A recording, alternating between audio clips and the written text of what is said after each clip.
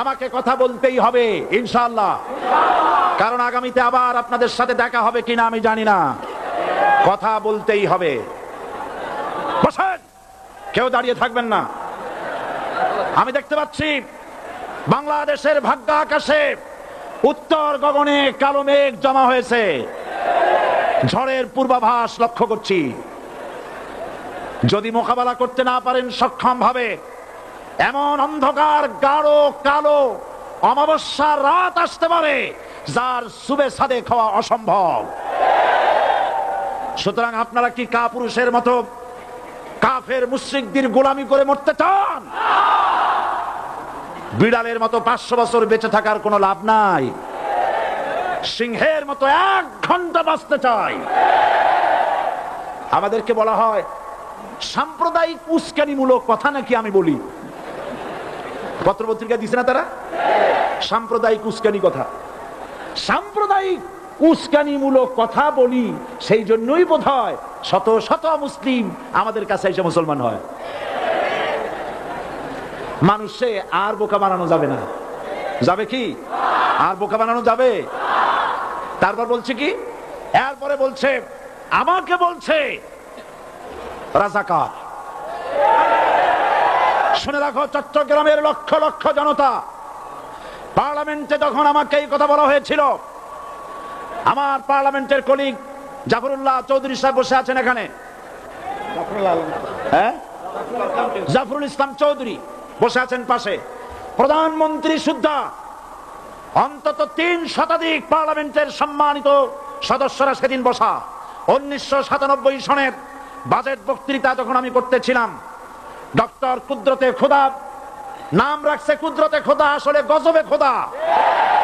এই লোকটি নাস্তিক, ইসলামের চূড়ান্ত দুশমন। তার প্রণীত শিক্ষা ব্যবস্থার যখন সমালোচনা করছিলাম, ট্রেজারি বেঞ্চ থেকে আমাকে বলা হলো রাজাকার।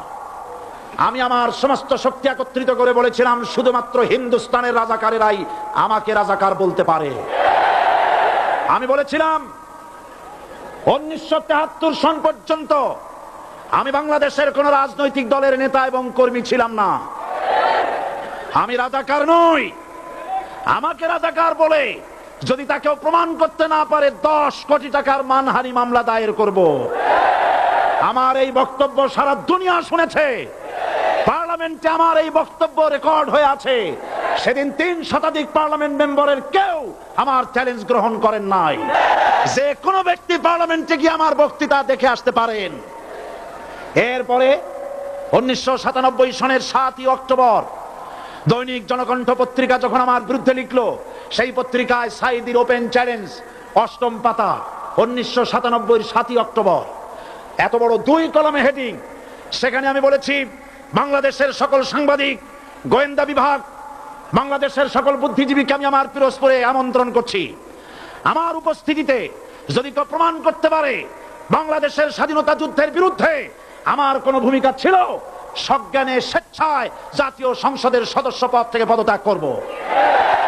3 বছর পার হয়ে গেছে, আজ পর্যন্ত কেউ এই চ্যালেঞ্জের মোকাবেলা করে নাই।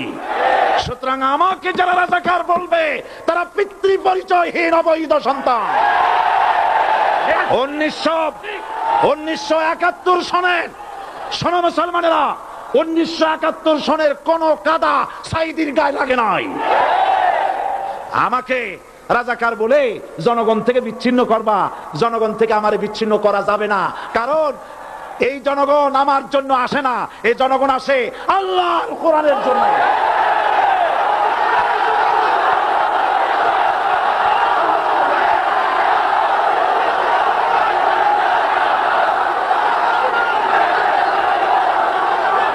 আজকে আর যারা ইসলামের কথা বলে, তারাই রাজাকার, তারাই মৌলবাদী। মৌলবাদী বললে আমরা অসন্তুষ্ট হই না, কারণ মৌলবাদী শব্দটা আসছে মূল থেকে। মৌল শব্দ এসেছে মূল থেকে। মূলবাদী তার মানে যারা মূলে আছে। মূল হলো কোরআন, মূল হলো হাদিস, মূল হলেন আল্লাহ, মূল হলেন আল্লাহ রসুল। আমরা আছি মূলে। এখন বলেন তো, মূলের শক্তি বেশি না আগার শক্তি বেশি? আমাদের যারা মৌলবাদী বলে ওরা হলো আগাবাদী। মূলে আছে কত কোটি? 12 কোটি। মূলে আছে কত কোটি? আর আমাদের যারা মৌলবাদী বলে ওই থাকো গাছের আগায়, আমরা মূলে। লাফালাফি বেশি করবা না, 12 কোটিতে গাছের গোড়া আসতে নানা দেবে, মামু বাড়ি দিল্লি গিয়ে পড়বা, বাংলার জমিনে জায়গা হবে না। এ কথা বিশ্বাস করো। বাংলাদেশের মুসলমানদের শরীরে এক বিন্দু রক্ত থাকতে শয়তানের তৈরি করা ধর্মনিরপেক্ষ মতবাদ বাংলার জমিনে কায়েম হতে দেওয়া হবে না, হবে না।